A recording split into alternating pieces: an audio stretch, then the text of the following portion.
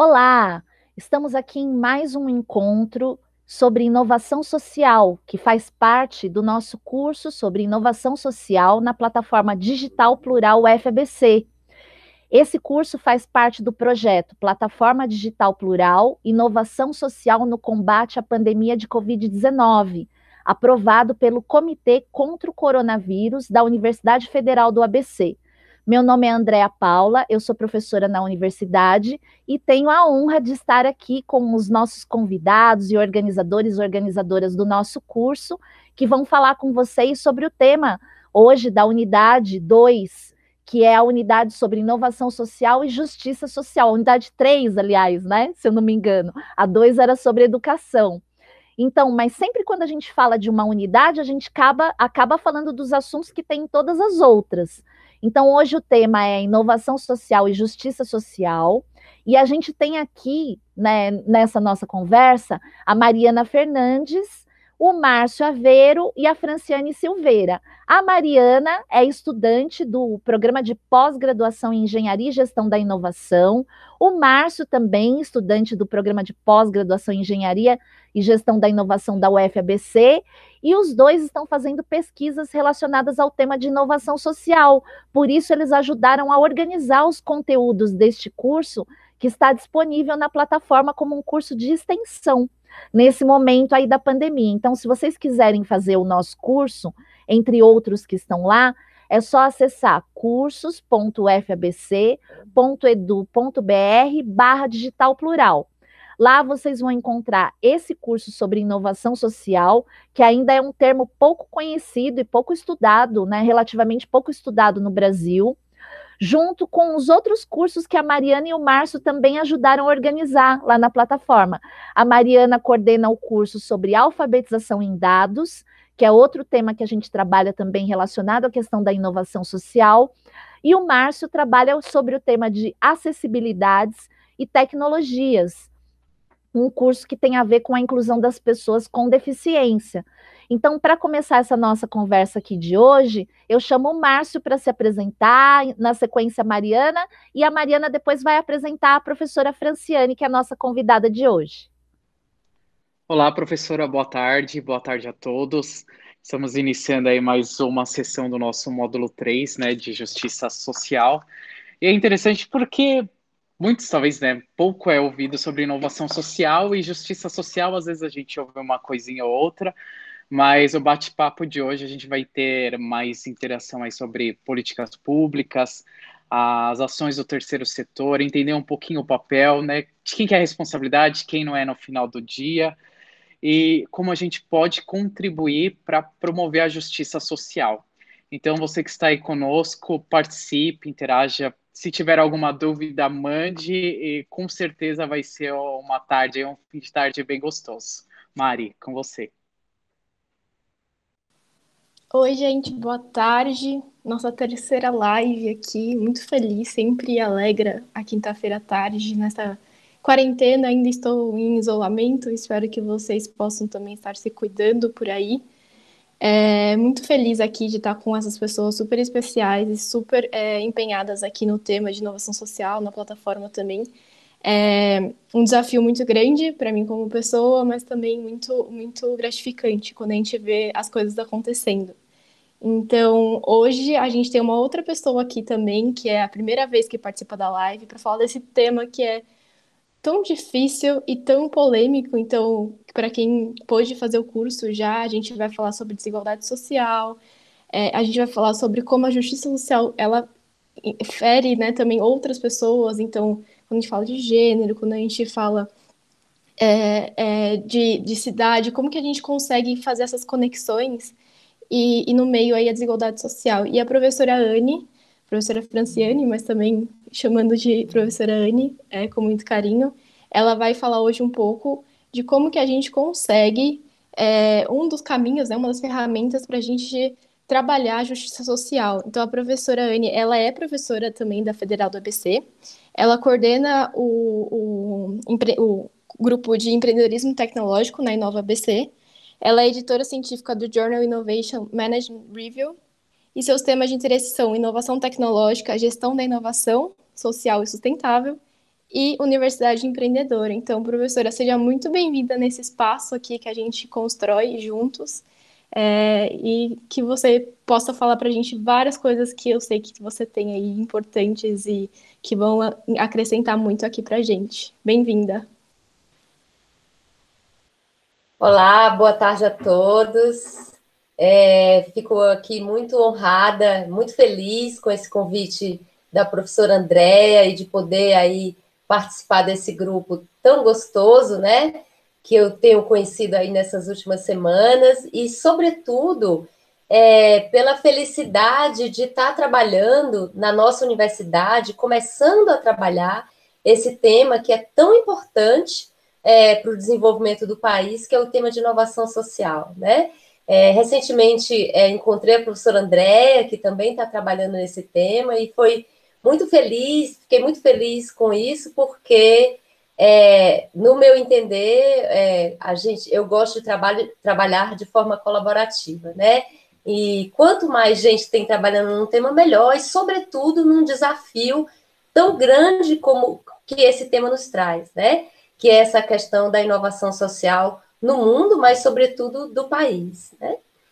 E a inovação social é uma área, como vocês têm visto, relativamente nova aqui no mundo, de maneira geral, mas, sobretudo, no Brasil, né?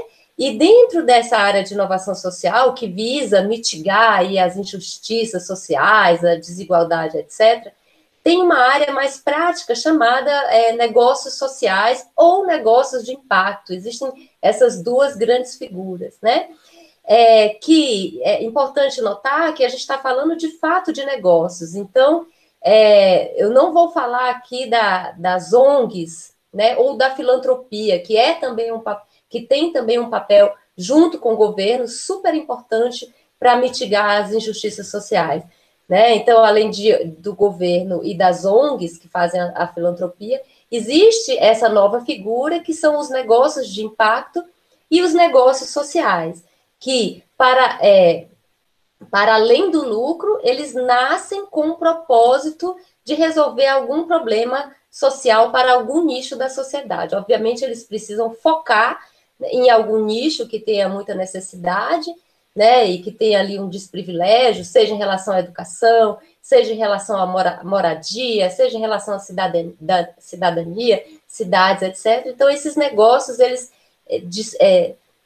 focam num determinado problema e eles visam solucionar esse problema por meio de produtos e por meio de serviços. Ora, remunerados pelo próprio receptor do serviço ou do produto, ora remunerados por terceiros, né? Aí vem a inteligência do que se chama modelo de negócio, né? Como se fazer um modelo de negócio interessante. Existem negócios sociais que são tão interessantes, porque, veja, quando a gente está falando de um serviço oferecido para a população carente, muitas vezes ela não vai poder pagar a empresa por esse serviço. Então, os negócios têm desenvolvido modelos interessantes que, às vezes, eles ofertam serviço para uma população carente e quem paga por esse serviço são outros atores da sociedade.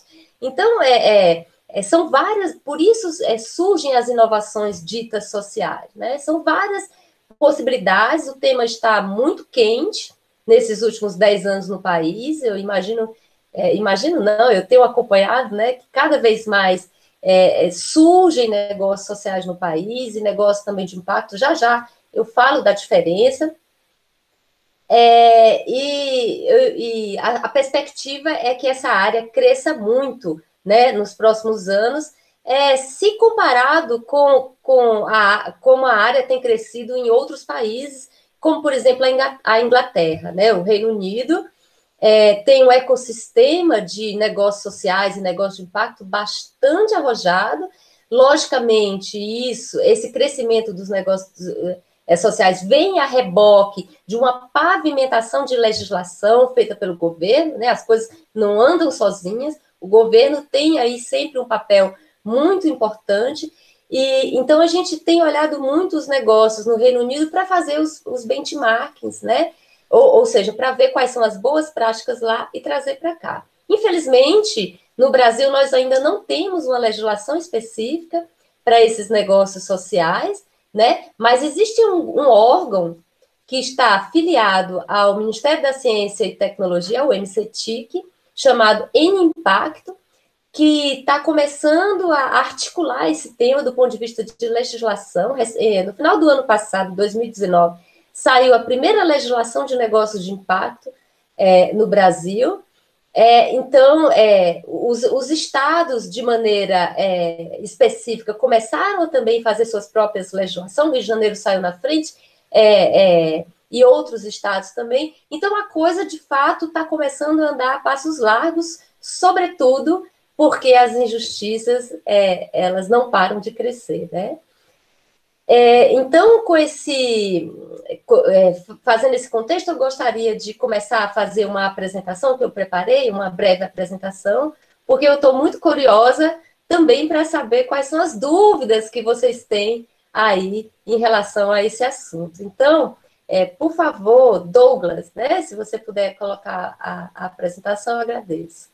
É isso, Franciane. O Douglas, ele é bolsista aqui do nosso projeto, né, da Digital Plural UFABC, e ele ajuda a gente na transmissão no Facebook. Então, que bom que você chamou, né, para a gente também agradecer a oportunidade desses estudantes que estão fazendo a graduação e estão ajudando a gente a fazer inovação social na prática aí, mexer com a transmissão, colocar a apresentação, viu, Douglas? Por isso que estou falando aqui enquanto você arruma aí as coisas. Sem dúvida, é um mundo gigante, né, de conhecimento aí, e de complexidade, né, para fazer uma live como essa.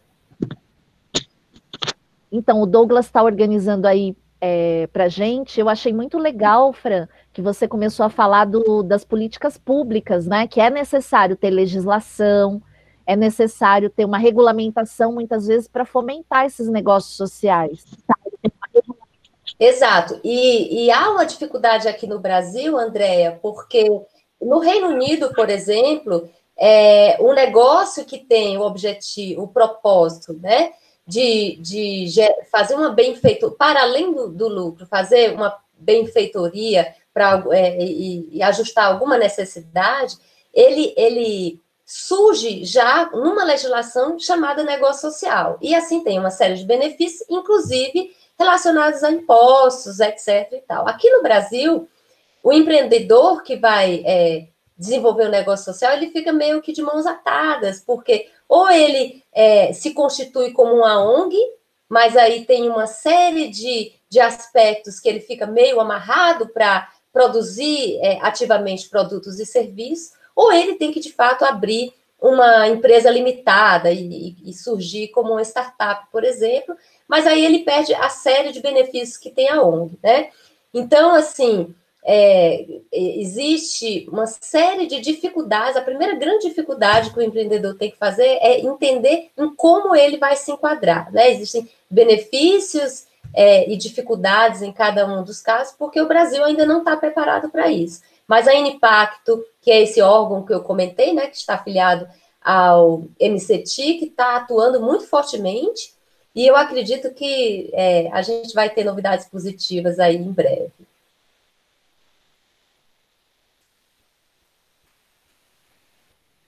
Ô, professora, não sei se é o momento, mas eu tenho uma pergunta já, não sei se a senhora quer explorando e mais para frente eu trago, ou responder mais tarde, mas talvez a senhora perceba que eu não sei, a minha percepção é que é algo muito mais cultural, talvez até uma questão intergeracional, que não dá tanta atenção a um processo sustentável, enfim, a ter algo socialmente justo.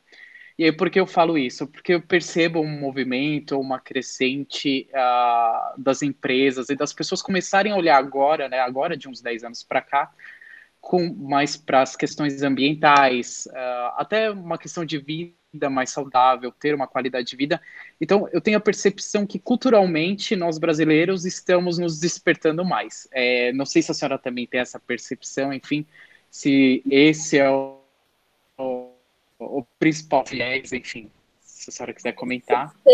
Sem dúvida, Márcio. Eu acho que isso é um trabalho realmente de educação, né? Não é à toa que na área ambiental, uma das principais aspectos a serem trazidos e trabalhados é a educação ambiental. E porque sem isso não há essa conscientização, né?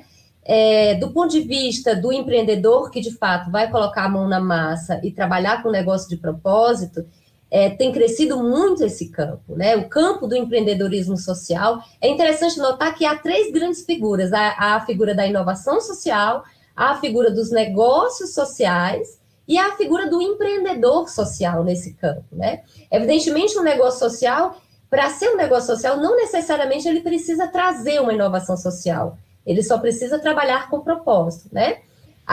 Então, as inovações, elas nascem dos negócios sociais, mas as inovações sociais também podem nascer de grandes empresas, né? As grandes empresas também fazem inovações sociais. A gente vê aí a Danone, por exemplo, juntamente com o cara que cunhou o termo negócios sociais e foi quem primeiro construiu o negócio social, que é o Mohamed Yunus, né, em Bangladesh. Eu vou falar um pouco desse negócio que ele criou, chamado Grameen Bank, um primeiro negócio de microcrédito, né? Foi ele que fez essa inovação social chamada microcrédito, e isso pode ser replicado facilmente em outros países. Aqui já existem no Brasil alguns bancos de microcrédito, mas juntamente... Perdão, eu esqueci a tua pergunta no meio da... Não, fica tranquilo. Tá. Se a questão intergeracional, Exato. ou cultural, né? O impacto. Então, disso. você estava falando dos empreendedores sociais que aumentaram muito, né? Então, existem essas 3 figuras: inovação social, negócio social e o empreendedorismo social, né? As inovações sociais, elas podem nascer tanto dos negócios sociais ou negócio de impacto, como de uma empresa comum. E é isso que eu estava falando. A Danone, junto com o Mohamed Yunus, que foi quem cunhou esse termo, etc. O Mohamed Yunus, lá em Bangladesh, ele fez uma pesquisa e começou a ver que na zona rural havia muitas crianças com problema de visão.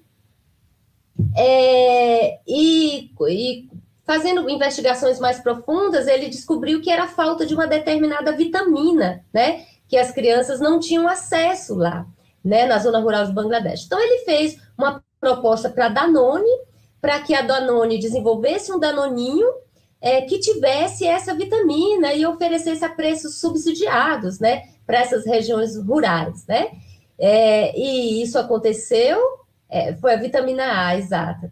E isso aconteceu de forma bastante interessante. Houve já uma grande redução dessa deficiência nas crianças. Então, isso mostra que as grandes empresas também fazem inovação social, né? A Natura, por exemplo, é uma empresa brasileira que tem desenvolvido bastante o ecossistema lá na Amazônia, né? Desenvolvido em inúmeras famílias, né? Então, é importante isso também. E para complementar a tua pergunta, quer dizer, o campo de empreendedorismo no Brasil tem aumentado, né? Apesar das dificuldades. Mas o campo de empreendedorismo social tem aumentado enormemente. Muitas pessoas, a gente vê muitos estudantes, né, querendo trabalhar com impacto, né? Existe até uma frase importante, assim, da Ashoka, na verdade é o slogan da Ashoka, que é uma incubadora e aceleradora de negócios de impacto no Brasil e no mundo, que ela diz assim: olha, antigamente o jovem precisava escolher entre o lucro e o propósito. Hoje ele pode trabalhar, né, num caminho que ele pode obter tanto o lucro como trabalhar com propósito também.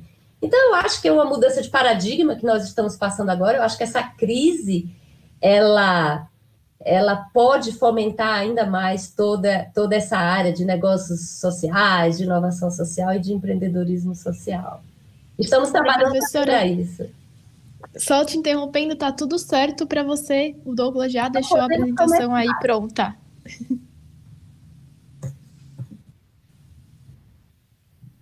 Maravilha, professora. Só agradecendo aí, complementando, né? Acho que essa questão, as pessoas estão cada vez mais atentas a isso, né? Principalmente nesses últimos anos. Então, creio que é um mar muito grande aí que temos que remar e que vamos colher muitos frutos. E não é difícil achar uma lacuna, né, para trabalhar. Agora, ser empreendedor é, de fato, um grande desafio, né? Aí, Já estamos fazendo stream da sua apresentação, professora, tudo certo. mas eu não estou conseguindo ver a apresentação, eu vejo aqui mesmo, é isso, no meu computador? Isso mesmo. Ah,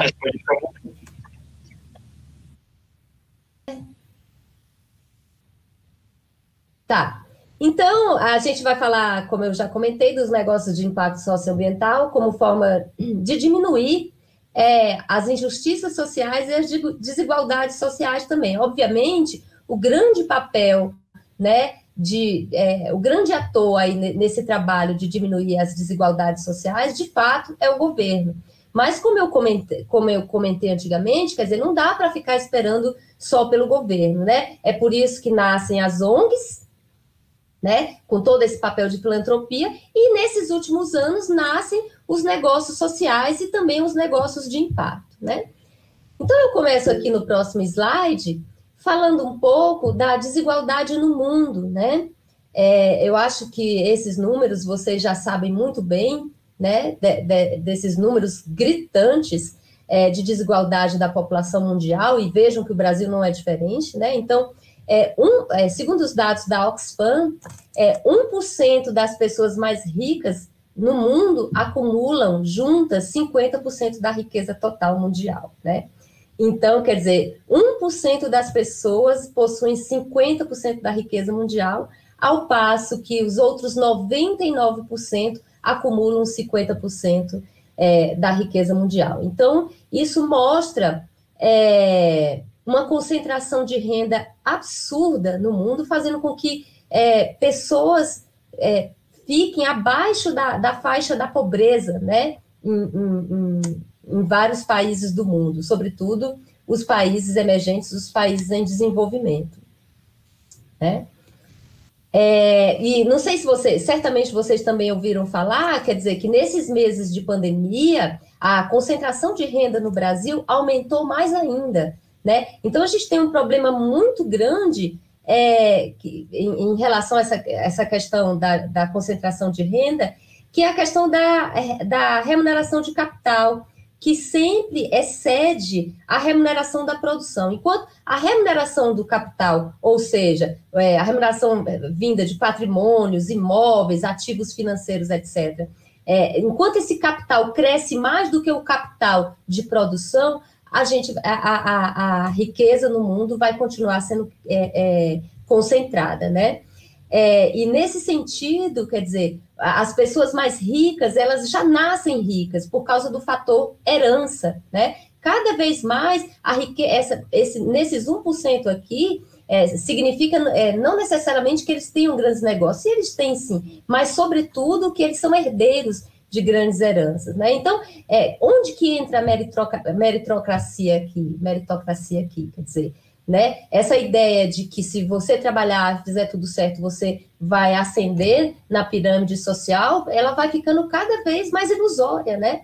Justamente por causa dessa concentração da riqueza e dessa aumentos dessa faixa superior, né, de remuneração de capital que está excedendo a remuneração da produção, efetivamente. Então, a gente parte disso aqui, desse fenômeno aqui, para discutir o que as empresas podem fazer.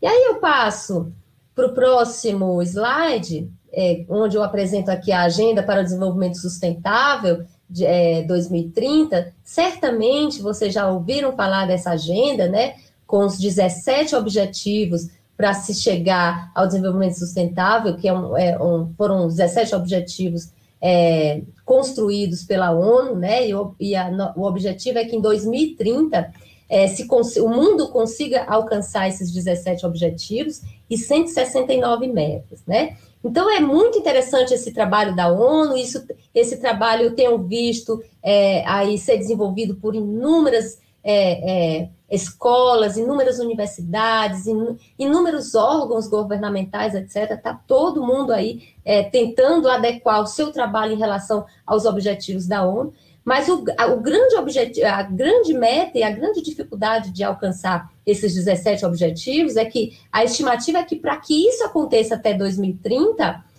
seriam precisos 4 trilhões de dólares por ano, né? Então, a gente está falando de trilhões de dólares. Às vezes a gente perde um pouco essa noção, assim, do que é trilhão, o que é milhão, o que é bilhão. Mas só para dar aqui uma ordem de grandeza do que são os bilionários, né? Eu vi isso numa live recentemente. O coordenador da Impacto, Lucas Maciel, ele transformou 1 milhão em tempo. Então, se a gente transformar 1 milhão em tempo, a gente tem aí 11 dias. Agora, se a gente transforma 1 bilhão em tempo, a gente tem 32 anos. Então, assim, eu fiquei muito abismada quando eu soube dessa conta, para a gente ter noção da concentração de renda que tem os bilionários, né? E quando a gente está falando de 4 trilhões, quer dizer, 4 trilhões significa o orçamento anual dos Estados Unidos. Então, para solucionar os problemas de injustiça social e ambiental, serão necessários 4 trilhões por ano até 2030, ou seja, um orçamento de todo o país dos Estados Unidos até 2030. Então, a grande pergunta que fica conseguiríamos alcançar essa meta usando apenas os investimentos de governo de filantropia, ou seja, governo e ONG, né? Me parece pouco provável. E é por isso, aqui passando para o próximo slide, que as empresas e começou a surgir esse grande campo de negócios, a princípio negócios sociais, né? Então, essa figura aqui que está em cima é o professor Mohamed Yunus, é um professor de economia em Bangladesh. Ele fez seus estudos nos Estados Unidos, e ele voltou para Bangladesh depois e foi ministrar as aulas de economia em uma universidade de lá. Mas ainda assim ele começou a perceber que ele se sentia muito longe da realidade de fato da população do país dele, e como vocês devem imaginar e saber, Bangladesh é um país muito pobre, né? Então, ele lançou a partir disso, do entendimento das dificuldades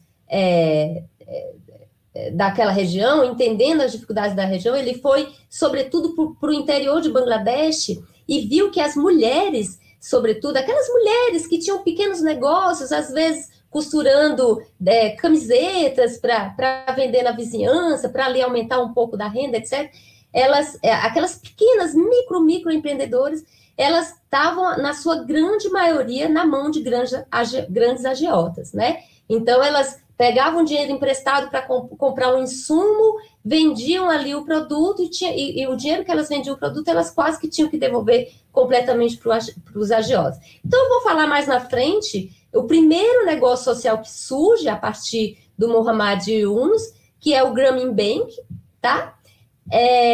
E na concepção dele, ele cria, então, essa figura, ele cria, de fato, um negócio chamado Grameen Bank, e ele cria essa ideia do negócio social, que é um negócio que surge com algum propósito de resolver algum problema social de pessoas que estão em necessidade e cujos lucros, eles não podem ser repartidos para os sócios, eles têm que ser reinvestidos para a empresa, para que a empresa cresça e possa, evidentemente, aumentar, ampliar a atuação, ampliar o propósito dessas empresas. Então, surge daí o conceito de negócio social. E esse conceito se espalha para o mundo todo, né? Eu tive a oportunidade de ver uma palestra dessa pessoa incrível aqui em São Paulo, há uns 4 anos atrás, e de fato, uma pessoa extremamente empática, aquela pessoa assim que você escuta a palestra e se você tiver com vontade de ir ao banheiro, você não vai, porque não dá para perder um segundo só, né? Então, com base nisso, e ele, inclusive, por causa do Grameen Bank, ele chegou a ganhar o Prêmio Nobel da Paz, né, de 2006. Bem, um pouco mais à frente, surge, então, o trabalho do Ronald Cohen, que é um bilionário mundial, um inglês, E ele é uma pessoa que trabalha no setor financeiro, e ele, preocupado também em levar algum propósito, né, em diminuir as injustiças sociais, ele pega o gancho do conceito de negócios sociais do Yunus e cria o conceito dos negócios de impacto, né? E que conceitos são esses? Na opinião do Ronald Cohen, se o setor financeiro pudesse investir em negócios de impacto, ainda que com rendimento menor, esses negócios de impacto poderiam crescer muito mais e assim ampliar muito mais a sua participação e o apoio, né, para mitigar as injustiças sociais. No conceito de negócios de impacto cunhado por Ronald Cohen, os lucros ou parte deles podem ser repartidos para os acionistas, né? Então, por um lado, apesar dos lucros poderem ser repartidos para os acionistas, isso, o conceito dos negócios de impacto faz com que esses negócios também possam participar das bolsas de valores, né? Então, assim, o sistema financeiro inteiro pode começar a investir nos negócios de impacto. Então, há vantagens também para isso. Então, surge aí essas duas grandes figuras, aí, tanto dos negócios sociais quanto dos negócios de impacto. Recentemente, eu vi uma live, já no começo da pandemia, do Ronald Cohen. Aí é interessante que por esse trabalho, e aí ele lançou um livro, né, que é esse livro que está aqui na tela para vocês. E por esse grande trabalho, e por difundir o conceito de negócio de impacto e aumentar, de fato, os investimentos no negócio de impacto na Inglaterra, a rainha da Inglaterra deu a Ronald Cohen um título de Sir. Então, desde então, ele tem sido chamado de Sir Ronald Cohen, né? Eu tive a oportunidade de ver uma live, já assisti uma live com ele no início da pandemia, e ele trouxe uma reflexão muito importante, muito interessante, que foi o seguinte, né? Comparando a crise que nós estamos passando com a crise de 1929 nos Estados Unidos, que foi um crash na Bolsa de Valores, né, que começa nos Estados Unidos, mas que ela reverbera para o mundo inteiro, né? Então, com essa crise da Bolsa de Valores, surge o conceito, um conceito que é a base dos negócios até hoje, que é o risco-retorno. Quer dizer, quanto menor o risco, maior o retorno, e vice-versa, dos negócios, né? E segundo ele, com essa crise que nós estamos passando agora do Covid-19, ele entende que vai surgir, que está surgindo o paradigma risco, impacto, retorno, né? Quer dizer, o retorno sempre agora os negócios, além de serem geridos com base no risco-retorno, eles têm também que serem geridos com base no impacto, né? Porque é preciso trazer para a empresa essa responsabilidade de impactar positivamente, tanto do ponto de vista social quanto do ponto de vista ambiental, sob pena de que essas desigualdades possam aumentar muito mais. Quer dizer, é preciso trazer esse papel agora para as empresas. Então, esses são alguns dos grandes nomes na área, né? E aí, eu vou falar um pouquinho, assim, vocês devem estar se perguntando assim, bem, quantos negócios de impacto tem num país como o Brasil, né? Cujo tema agora que começa a esquentar. Como eu já falei, se a gente vai para a Inglaterra, país do Ronald Cohen, é um ecossistema gigante, imenso de negócio de impacto. A filantropia também é cultural lá, também é muito grande, né? Mas aqui no Brasil a coisa começa a esquentar. Existe um órgão chamado PAIP Social que faz uma pesquisa para levantar quais são os negócios de impacto do Brasil. E em 2019, a PAIP Social fez uma pesquisa e conseguiu identificar 1.002 negócios de impacto social no Brasil. Impacto socioambiental no Brasil, né?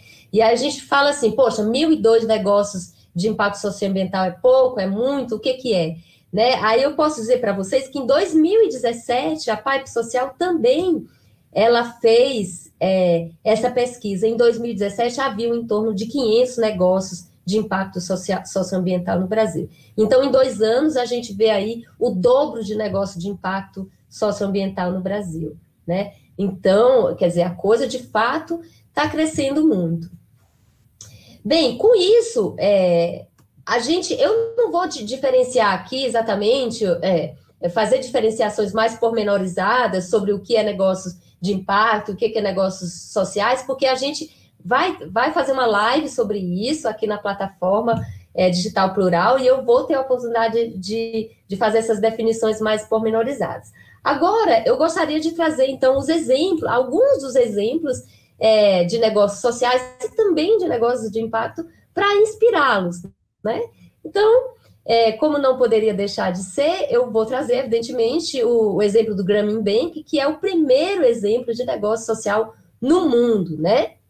Então, como eu já havia falado, o Mohamed Yunus era um economista que não estava satisfeito em trabalhar só na sala de aula, ele queria ver, de fato, quais os problemas que aquela população passava, sobretudo as populações mais carentes, das regiões mais distantes de Bangladesh.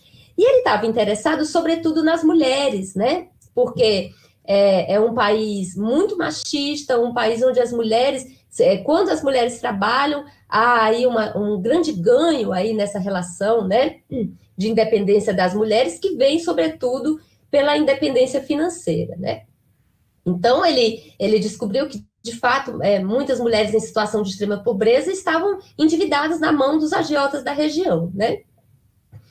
E então ele começou a investigar mais fortemente esse problema, e ele resolveu, muito sensibilizado com a situação, emprestar dinheiro do próprio bolso para essas mulheres. A princípio, ele emprestou um dinheiro.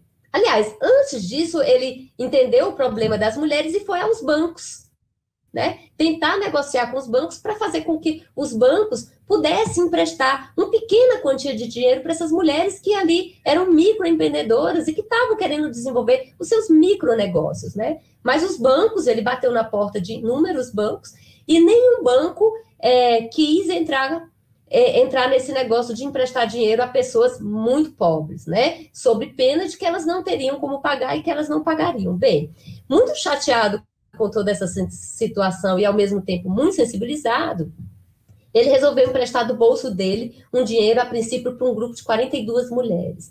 E ele emprestou $27 a cada uma das 42 mulheres. E olha o que aconteceu. Todas pagaram o empréstimo, né? Todas, sem exceção de nenhuma. Evidentemente, ele criou uma inovação social aí, porque ele articulou um conceito que hoje é chamado de aval solidário. Ele empresta para o grupo, e se uma das pessoas do grupo não pagarem, as outras, o grupo todo se responsabiliza por pagar aquele empréstimo da pessoa que não pagou. Então, vejam, é uma comunidade onde todo mundo se conhece. É muito interessante isso, muito inteligente também. Porque, veja, é numa comunidade onde todo mundo se conhece. Então, quer dizer, eu não vou deixar de pagar, porque todo mundo vai saber que eu não paguei, e, aliás, eu ainda vou colocar esse ônus em todos os meus colegas, os meus familiares, etc. Então, é muito interessante essa questão do aval solidário, né? Então, com essa inovação social, surge esse termo das microfinanças, né? E é um tipo de um modelo de negócio facilmente replicado, né? E tanto é que esse negócio de microfinanças ou microcrédito foi difundido em vários países do mundo, inclusive no Brasil. Hoje, a Caixa Econômica tem uma linha de microcrédito também, e existem bancos especializados só em microcrédito. Por exemplo, se vocês quiserem pesquisar, existe no Brasil um banco chamado Banco Pérola, que é um banco de microcrédito. Então, com esse feito, né, o professor Yunus, ele ganha o Prêmio Nobel da Paz, e mais do que isso, né, ele consegue difundir esse conceito dos negócios sociais para o mundo todo. E aí, muita gente começa a trabalhar com isso. Um outro exemplo de negócio social é o Aravind, né? O CEO é o Govindappa Venkateswamy, difícil esse nome, né? Ele era um médico com 33 anos quando ele fundou o Aravind. Né? Na Índia também, como a gente sabe, muitas pessoas em situação de extrema pobreza, e ele era um oftalmologista, médico oftalmologista, ele identificou muitas pessoas em situação de vulnerabilidade em zonas rurais, marginalizadas, centros penitenciários, casas de idosos, clínicas públicas, etc., sem a mínima condição de cuidar da saúde dos seus olhos, né? Mesmo às vezes, quando se tratava de uma cirurgia simples, como a cirurgia de catarata, né? O Aravindi, ele começa, inicialmente, muito focado nesse trabalho de fazer cirurgias de catarata, né? Então, o Govindapa, ele monta um centro oftalmológico e a inovação dele, a inovação social dele é chamada de subsídio cruzado. O que ele faz?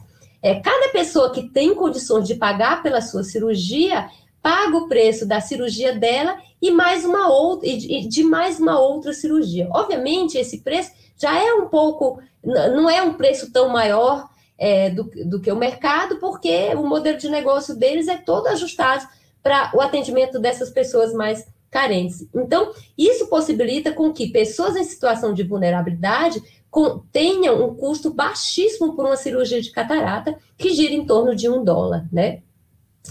Então, o Aravindi é talvez o maior negócio de impacto, é um negócio de impacto, não é um negócio social, porque ele visa o lucro também, lembrando que o negócio social, apesar de visar o lucro, né, ele não divide o lucro entre os acionistas, e já o Aravindi é mais um negócio de impacto. E ele atende, em média, 360 mil pessoas carentes por ano, né? Então, são grandes centros de tratamento oftalmológico na Índia, e de fato, talvez, um dos negócios que tenha maior impacto no mundo. Também é um negócio que já é mais antigo, né? Ele não surge agora, faz um tempo que surgiu. Inclusive, o Govindapa já é falecido, né? Então, esse é um belo de um exemplo, e surge daí essa inovação do subsídio cruzado. Quer dizer, olha, você que tem condições, você compra esse produto, e quando você comprar esse produto, eu vou fazer a doação de um mesmo produto para uma pessoa carente, né? Existem inúmeras empresas que trabalham com essa questão do subsídio cruzado. Por exemplo, tem uma empresa argentina muito famosa, de umas sapatilhas argentinas, que ela identificou a situação de alunos na África que vão para a escola de pés descalços, porque os pais não têm condições de comprar calçados para eles, né? Então, essa empresa argentina, ela também é um negócio de impacto, mas que tem esse modelo de negócio chamado subsídio cruzado. Para cada compra de sapato, a empresa doa um par de sapato para alguma criança na África, né? Então, por aí vai, inúmeros exemplos de negócio de subsídio cruzado. Agora aqui um exemplo na área de educação, certamente vocês já ouviram falar desse negócio de impacto, que é o GEEK, né? O GEEK, interessante notar que cada negócio de impacto, ele surge para solucionar um problema. A gente estava falando há pouco da figura do empreendedor social, né? E quando a gente está aí nas bancadas de criatividade com o empreendedor social, tudo começa pela identificação de um problema social, de uma injustiça social, né, de uma situação que precisa ser resolvida com pessoas que estão em vulnerabilidade. Então, todo negócio social parte de um problema, né? E o problema que essa empresa GEEK quis atacar era exatamente esse. Aumentar o percentual de alunos que entram na universidade pública, né? A gente sabe da dificuldade dos alunos, aumentar o percentual dos alunos advindos de escolas públicas que entram em universidade pública. A gente sabe, né, muito bem que é difícil os alunos de escola pública conseguirem adentrar na universidade pública, às vezes, né, hoje a gente já tem esse programa de bolsas, o que é muito, de bolsa não, das cotas, o que é muito importante, mas ainda assim há uma dificuldade muito grande dos alunos de escola pública entrar na universidade pública. Bem, e aí, o que o Cláudio Sazak, de 45 anos, um jovem empreendedor social, ele desenvolveu para atuar em relação a esse problema, né?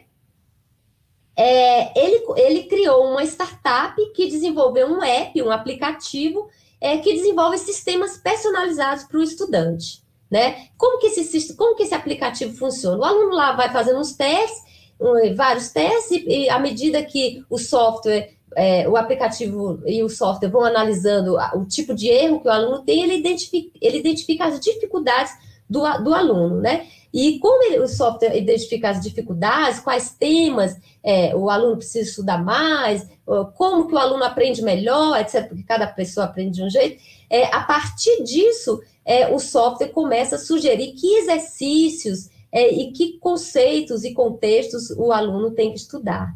Bem, então, esse é a ideia do negócio. Mas ótimo, se ele fosse simplesmente vender o aplicativo, obviamente as escolas particulares iam comprar em massa esse aplicativo e ele não ia diminuir em nada o problema que ele queria atuar, que era fazer com que os alunos de escola pública adentrassem a universidade pública, né? Então, o que ele fez?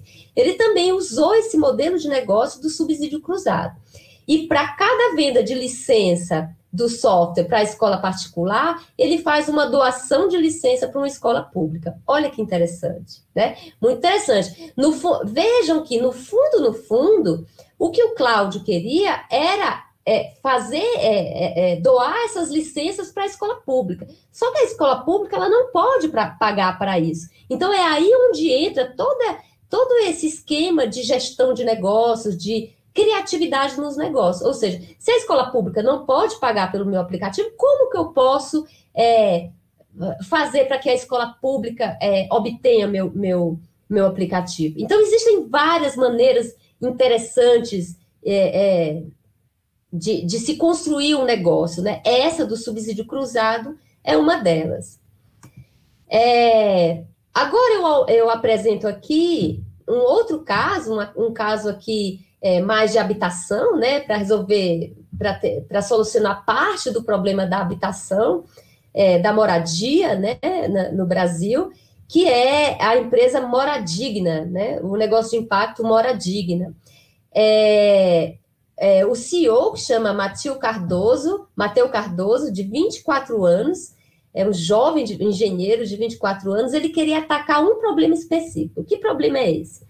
40 milhões de brasileiros têm dificuldade de reformar suas casas, né? Sobretudo brasileiros que moram em favelas, etc. Ele trabalha, de fato, nas favelas. Isso significa 40 milhões de brasileiros dá algo em torno de 20% da população brasileira. É muita coisa.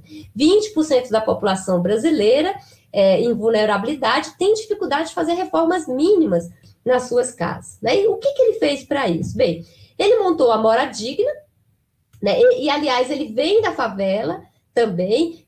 Por isso também a gente tem visto cada vez mais pessoas em vulnerabilidade que montam negócios sociais, o que é bastante interessante, né?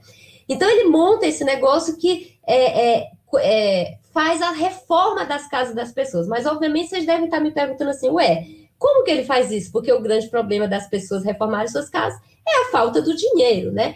Ele faz todo um bem bolado no modelo de negócios dele para que diminua os custos para essas pessoas. A primeira coisa é que ele faz parceria com alguns bancos, né?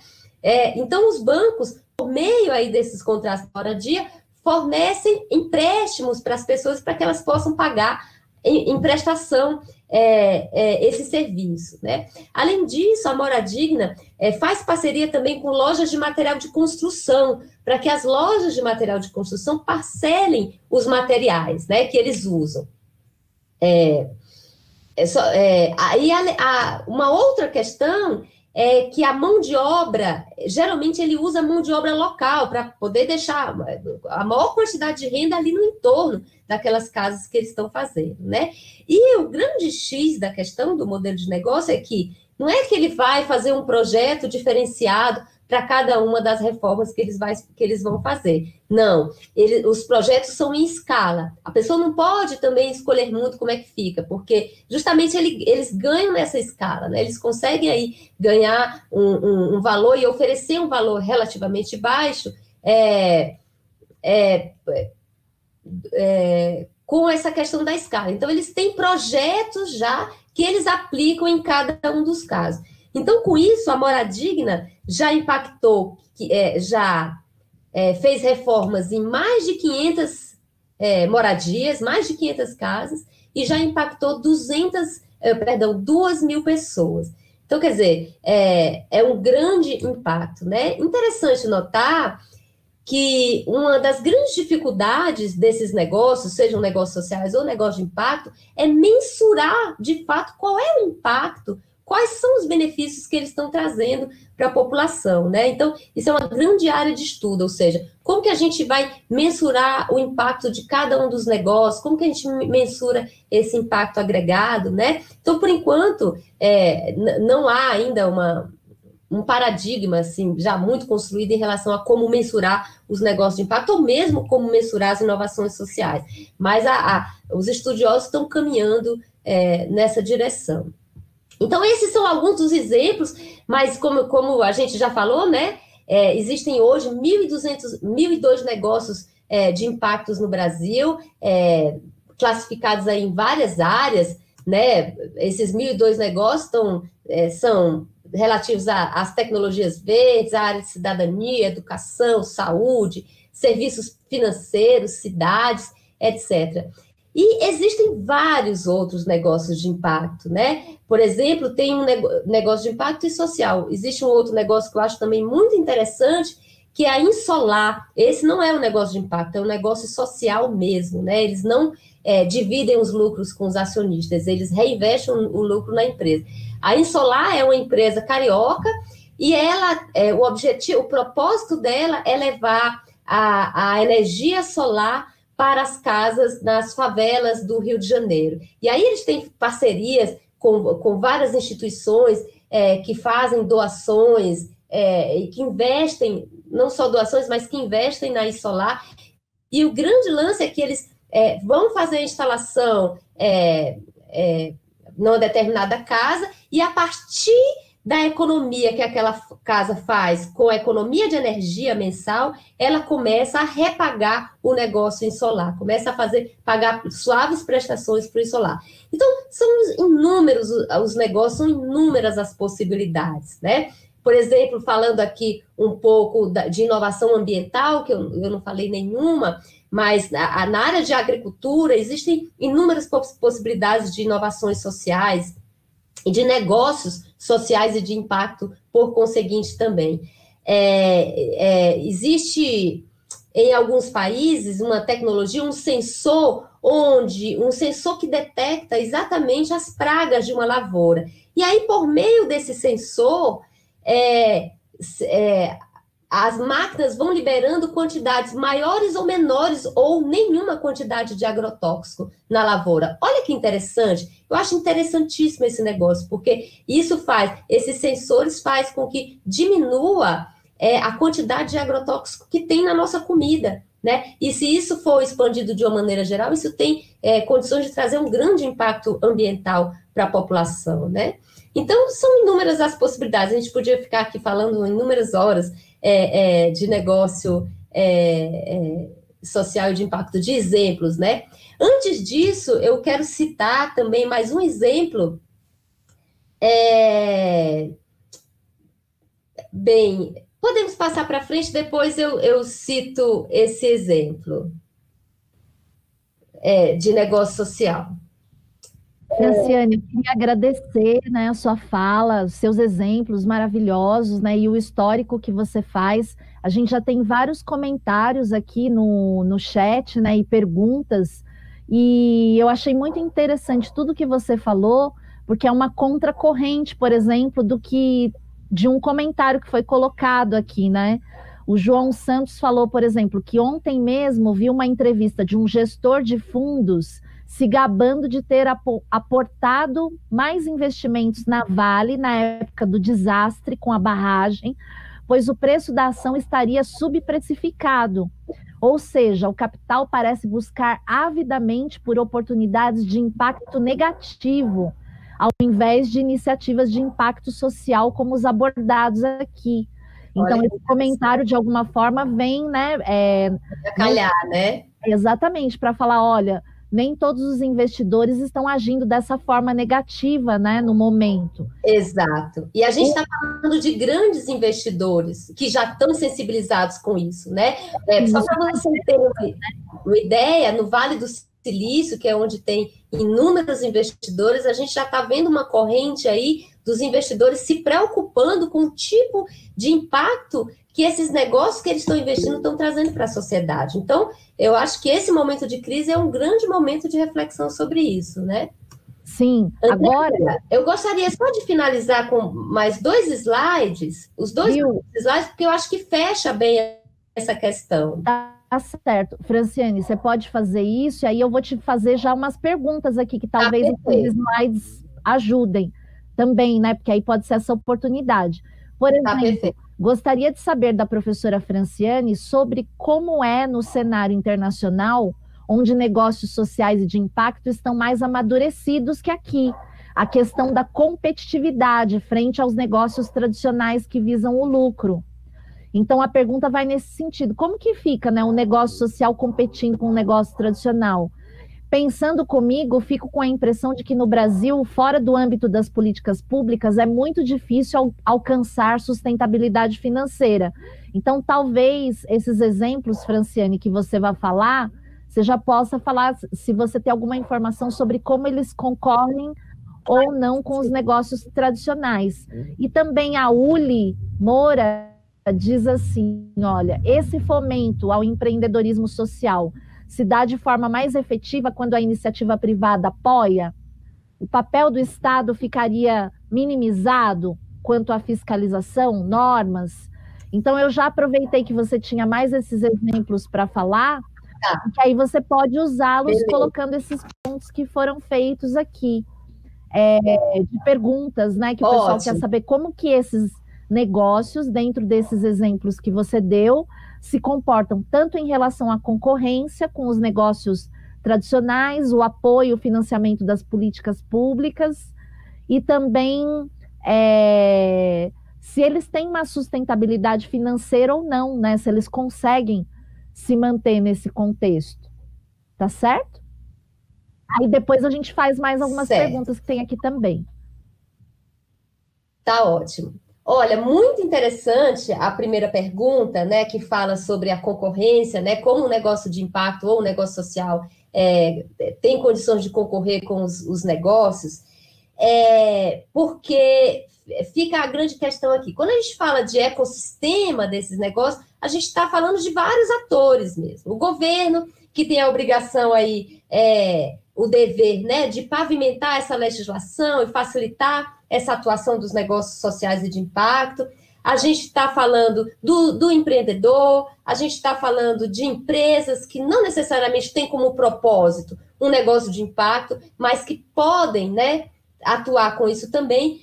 E existe e a gente está vendo que esse ecossistema cada vez está se desenvolvendo mais. E existe uma outra figura do ecossistema desses negócios que são os consumidores, né? Então, com esse ator que eu respondo essa pergunta. Ou seja, cabe aos consumidores estarem de olho, né, ao propósito de cada uma das empresas, ao tipo de produto que eles estão consumindo, né, verificar se, ao comprar uma roupa, se essa roupa não está vindo de um trabalho praticamente escravo, aí, né, dos países emergentes. Então, quer dizer, o quanto mais melhorar a conscientização dos consumidores e da população em geral, eu acho que melhor, de forma melhor, esses negócios têm como competir em relação a uma concorrência, né? E eu acho que os negócios também sociais e de impacto, eles fogem um pouco dessa questão da concorrência das empresas mais tradicionais capitalistas, porque eles claramente já se colocam em uma outra faixa, né? Então, mas, obviamente, quanto mais a população que está consumindo esses serviços tiver essa consciência, e todo o ecossistema, melhor vai ficar para que eles prosperem, para que esses negócios prosperem, né?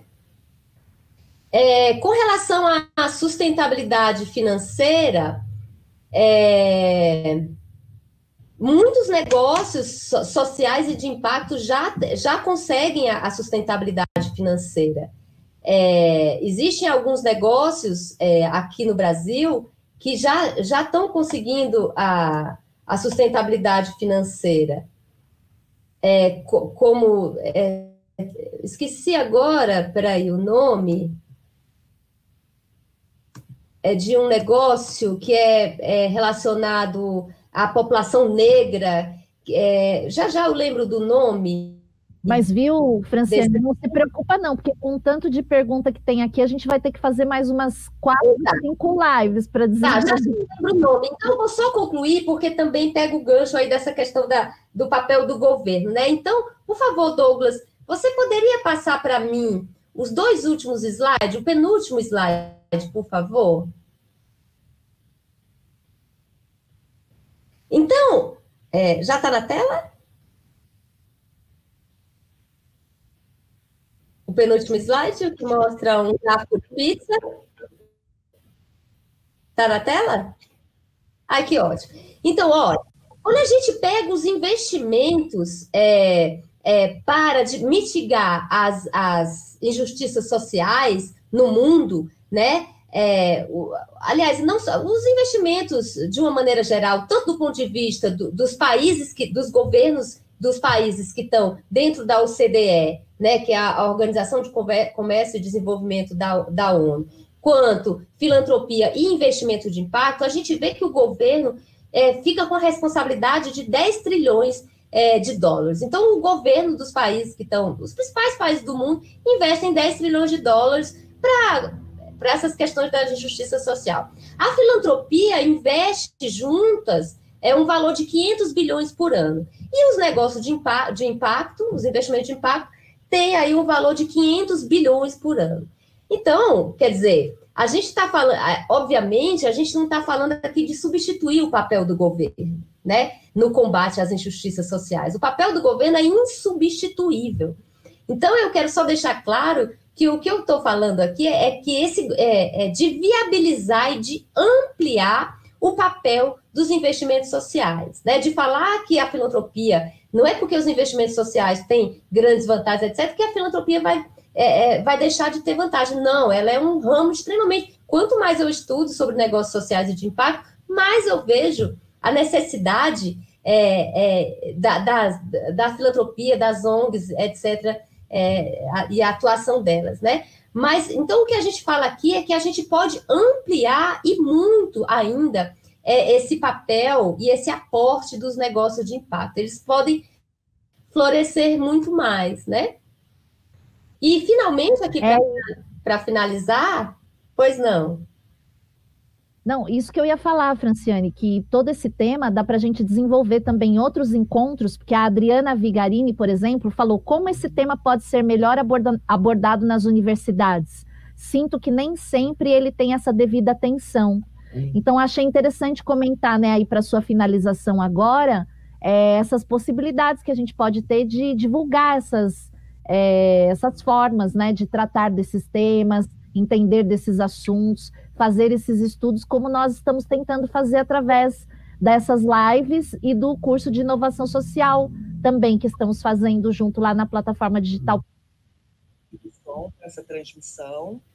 Pois é, Andréia, muito bem colocada essa pergunta. A partir de 1 hora, essa aula tem 1h30, Só a partir de 1 hora dessa aula a gente vai colocar Acho que entrou algum vídeo aí junto. Mas você pode, é só você colocar no mudo enquanto você arruma, Franciane. Pronto. Deu certo? Deu. O papel das universidades, né? Extremamente importante o papel das universidades. E exatamente trabalhar essa conscientização dos alunos, que depois vão conscientizar as famílias, e que num futuro muito próximo, vão gerar os seus possíveis negócios sociais, né? Então, a universidade precisa discutir isso de uma maneira muito mais profunda, precisa ter disciplinas que trabalhem o assunto, tanto inovação social, quanto negócios sociais e de impacto, quanto disciplinas de empreendedorismo social, mas elas não precisam ficar só nisso, né? Elas podem fazer projetos de extensão, como esse lindo projeto, né, que a Andréia e sua equipe está desenvolvendo, projetos de extensão para tentar transferir esse conhecimento que tem da universidade, dentro da universidade, para o público em geral, mas ela pode ir muito mais além ainda, né? Fazendo, por exemplo, criando incubadoras de negócio social, criando aceleradoras de negócio social, tentando articular com alguns investimentos, ainda que de vulto pequeno, né? Para que alunos que tenham ideias de negócio social ou de impacto possam ser investidos ali a princípio. Então, assim, há muito o que fazer ainda dentro da nossa própria universidade. Viu, Franciane? Depois você dá uma olhadinha no chat, que tem várias questões, mas eu achei muito legal quando você falou das incubadoras, que apareceu uma questão aqui, que era até botando eu no meio, né? Falando assim, professora Andréa, sei que você já trabalhou com incubadoras e empreendimentos sociais. Por favor, conte um pouco sobre o histórico da economia solidária no Brasil, com base nos projetos que participou e conhece. Então, eu ia dizer que isso é um motivo para outro encontro nosso, né, Franciane? Porque a gente pode também falar dos negócios sociais e de impacto social a partir desse histórico da economia solidária, né? Tem o famoso o professor Paul Singer, que faleceu faz pouco tempo, lá da Faculdade de Economia da USP, que foi um dos idealizadores das políticas públicas de economia solidária, também preocupadas com as cooperativas e associações, onde tem mais essa característica do negócio social mesmo, né? Onde o que é obtido como lucro dos empreendimentos é distribuído entre os próprios trabalhadores, como resultado do seu trabalho, né? E aí, outra questão aqui, eu estou falando, Fran, para você ver quantas coisas a gente pode desenvolver mais à frente, né? Tem outra colocação aqui do João Pedro, ele fala assim: muito interessante saber da origem da inovação social e dos conceitos de economia circular e economia do compartilhamento, que se relacionam. Então, eu também, né, já deixo aqui o convite para a Franciane para vir falar aqui com a gente, junto com a Mariana, com o Márcio, desses outros conceitos que foram colocados aqui, né? O que é economia circular, o que é economia do compartilhamento, economia solidária, em alguns países é chamada de economia social. E aí a própria Mari, né, tinha colocado aqui que mais é necessário que a gente coloque mais exemplos, né, de como pensar os negócios de impacto social em relação às ONGs e em relação às empresas privadas, né, para deixar mais clara essa diferença, né, do impacto social, dependendo desses diversos atores que aparecem para lidar com a questão da inovação social. Então, eu estou falando tudo isso para dizer para você, se a gente for responder todas essas questões aqui hoje, a gente fica mais 1 hora. Que ótimo, né? Então, mostrando o quanto de interesse que tem para a gente pensar só no âmbito da justiça social, só em relação ao que seria a organização da economia, né? Quantas possibilidades nós temos. Interessante, Andréa, porque você falou... existem várias novas economias, né? O que você está comentando aí está no campo de estudo das novas economias. Então, existem várias novas economias, a começar pela a economia solidária do Paul Singer, mas existem a economia colaborativa, a economia circular, a economia do compartilhamento, como você falou, em alguns países o nome é economia social. E aí vocês devem estar se perguntando, poxa, um negócio social está dentro de que economia? O negócio de impacto está dentro de que economia? Então, isso vai depender. Às vezes, um negócio social, ele está dentro da economia colaborativa, ao mesmo tempo dentro da economia circular, e assim por diante. Quer dizer, quanto mais esses tipos de novas economias o negócio conseguir agregar, melhor e mais robusto esse negócio, né? Eu queria perguntar se a Mari quer comentar alguma coisa, o Márcio, porque assim, a gente já está mais ou menos encerrando esse horário de hoje, mas para dizer que foi uma verdadeira caixa de Pandora, né? Porque só no âmbito da economia, para falar em justiça social, nesse momento, como a Franciane colocou, a gente tem muito o que conversar. E eu espero que essa fala, Franciane, tão legal que você fez para abrir esse tema, tenha inspirado aí os jovens como a Mariana, o Márcio, e outros, né, que vieram aqui comentar, pelo seguinte, porque muita gente está vendo o momento que a gente está vivendo com um horizonte de muito cinismo, de muita tristeza, de muito desânimo. Então, é importante a gente dizer que existem muitas ações, muitas políticas, muitos estudos, muitos conceitos e muitas práticas em andamento. E que, embora isso às vezes não tenha a visibilidade que deveria ter, né, a gente está aqui exatamente para fazer isso, para falar, gente, não desanima, vamos pensar, repensar a economia a partir de outros paradigmas e de outras formas de trabalhar e de conviver e de consumir que estão aí já no horizonte há 1 década, 2 décadas, como os exemplos que a Franciane tão bem deu aqui. Então, queria ver se a Mariana quer falar alguma coisa, o Márcio fazer alguma colocação, para depois a gente partir para o encerramento. Então, vou eu aqui falar já. Vou passar aqui na frente. Eu adoro esse tema, professora. Até quando a gente estava conversando, né, entre a gente, eu falei que eu participei de uma competição de negócios de alto impacto social e também foi nessa área de energia solar. Então, eu acho que quando a gente fala de trazer os jovens mais para perto, isso, é você ter essas competições, né? Eu participei da competição feita pelo Greenpeace. Foi muito importante para a minha formação como pessoa e até para me colocar em contato, né, com esse mundo de impacto. Então, quando eu estava nesse mundo, eu acabei olhando outras coisas que existiam. Entre o microcrédito, e eu acho que está dando um pouquinho de eco, professora Anne, no seu áudio. Se puder fechar o microfone. Obrigada. Então, quando a gente começa a olhar, né, a gente começa a ver também pessoas que produzem próximos a gente, que a gente pode consumir dessas pessoas, e isso é um negócio de impacto, porque a gente está impactando uma mãe solo, uma família, né, que tem o sustento baseado nesse dinheiro, nessa movimentação econômica. Então, eu acho que uma pergunta que eu me faço todo dia, e eu acho que as pessoas precisam começar a fazer a pergunta aonde você está colocando seu dinheiro? No mundo que a gente vive num mundo capitalista, baseado no capital. E até a gente enxerga a riqueza do nosso mundo desse jeito, mas não é bem isso a riqueza que a gente tem, né? Então, se é assim que a gente enxerga hoje poder e assim que a gente enxerga a riqueza, a gente precisa repensar urgentemente aonde a gente está investindo o nosso dinheiro. Quando a gente vai comprar uma blusinha, que a gente sempre brinca com isso, né? Você está pagando R$20, R$10 numa blusa?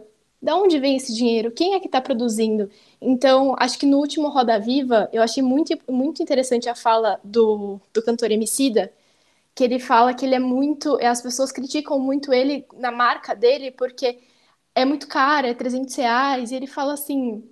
Por que, cara? Você não sabe a minha realidade. As pessoas andam com tênis caro na comunidade, na favela. Você está fazendo uma visão da gente.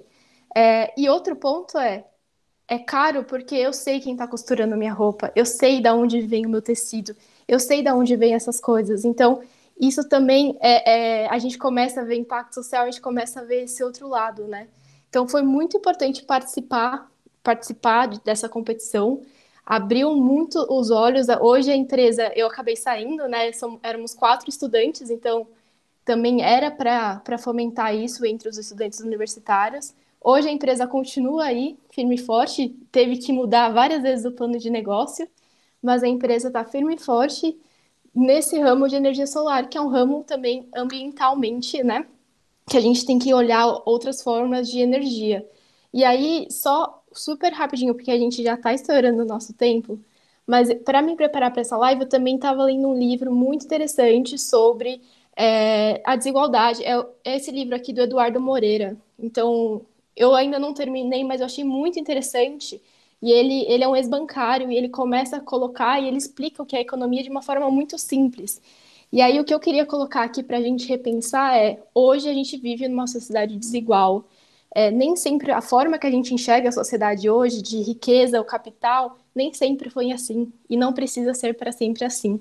Então, é muito interessante a gente começar a enxergar outras formas de a gente construir o nosso mundo. Não é porque hoje a gente só tem essa dualidade entre empresa privada e empresa pública, né, de ONGs, não existe outra coisa, existe sim. E cabe a gente, né, no nosso dia a dia, criar essas novas realidades, porque é isso que vai manter a gente continuar sonhando aí, né?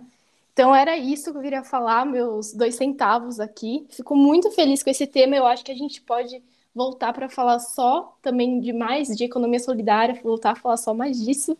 Sensacional, muito importante. E aí, não sei se o Márcio quer falar um pouquinho ou se a gente já pode partir para o encerramento. Oi, gente, eu queria só falar um pouquinho, eu não vou me estender, não quero me alongar. Foi um banho que nós tivemos hoje de justiça social, de economia solidária. Eu fiquei aqui, anotei tanta coisa que eu acho que dá para destrinchar muita coisa. Eu tenho uma pergunta, mas vai ficar para uma live posterior. E eu só queria comentar, né, trazer aqui o exemplo do projeto que nós trabalhamos na Digital Plural sobre o Máscaras Amigas, né? Que é um projeto de economia solidária e inovação social que partiu da necessidade dos deficientes auditivos se comunicarem na pandemia. Então, a gente uniu aí a necessidade dos deficientes auditivos, que foi através da confecção da máscara com visor labial, e que fosse produzida por pessoas que foram afetadas na economia, né, devido à pandemia. Então, essas máscaras estão sendo produzidas por artesãos que estão voltados em regiões, em comunidades carentes, e a gente conseguiu unir. E aí o legal de tudo isso é que no final foi uma parceria público-privada também, né? Então, o que a Mari também comentou aí, a gente conseguiu somar as forças. Então, a universidade entrou fazendo toda essa ligação aí, movimentando os agentes, levando a proposta, e a parte privada entrou doando materiais e ajudando na capacitação. E a gente tem aí como resultado dois públicos afetados na pandemia, que um está ajudando ao outro, e isso, sem dúvida, é gratificante. Eu costumo brincar que se eu consigo afetar a vida de uma pessoa positivamente, eu estou feliz. Se eu conseguir afetar de várias, eu estou mega feliz. Então, acho que é isso, a importância só retomar a importância de todos nós nos movimentarmos, né? A responsabilidade, ela é compartilhada. Às vezes a gente espera um pouco mais do governo, e de certa forma eles têm uma atuação extremamente importante, mas cabe a cada um de nós começarmos a nos movimentar no nosso lugar, na nossa comunidade. É isso. Gratidão aí por tudo, professora Franciane. Fala, Franciane. Agora já é comentando aí o que eles falaram e dando um tchau. Exatamente. Eu que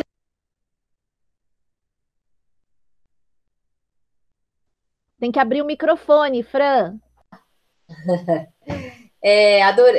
Gostaria de falar que adorei a oportunidade de estar aqui com vocês, com esse grupo. O nosso trabalho é esse trabalho de formiguinha, justamente, de fazer essa conscientização, né? E eu deixo aqui uma provocação final, que é o seguinte: nós temos 1.000 negócios de impacto no Brasil, né? Mas nós temos 12 milhões de negócios no Brasil, né? Então, a gente podia pensar, quer dizer, a gente, além de falar dos negócios de impacto, num futuro próximo, a gente pode estar falando do impacto de todos os negócios, né? Todos esses 12 milhões de negócios poderiam gerar algum impacto positivo, né? Isso fica ainda no campo do sonho, mas é uma provocação, porque não custa nada sonhar. Muito obrigada. A gente que agradece, Franciane, agradeço a Mariana, ao Márcio também, que estiveram aqui hoje, nesse nosso encontro, né, falando dos negócios sociais e dos negócios de impacto social. E desse encontro, gente, vocês viram que saiu aí toda uma pauta, né, para a gente organizar novas lives, porque tem toda essa economia, as novas economias, esses diversos termos, esses negócios que circulam entre uma economia e outra, às vezes fazem parte de mais de um circuito, né? Então, eu queria muito agradecer a Franciane, que abriu esse assunto com a gente, para pensar o quanto é necessário reformular a economia para nós trabalharmos a justiça social no nosso país. Então, muito obrigada ao pessoal que comentou, que fez perguntas aqui, que trouxe novos temas, e a gente espera encontrar com vocês nos próximos encontros, que a partir de agora terão a presença da professora Franciane também, comentando e trazendo mais convidados para a gente destrinchar todos esses temas relacionados à inovação social, que, como a gente sempre coloca aqui no nosso curso, tem a ver com trabalho colaborativo, justiça social e justiça ambiental. Muito obrigada, e aí vou pedir para vocês abrirem o microfone e dar uns tchauz aí, enquanto eu acho aqui o botão para parar de gravar. Tchau! Tchau, pessoal! Obrigada, gente!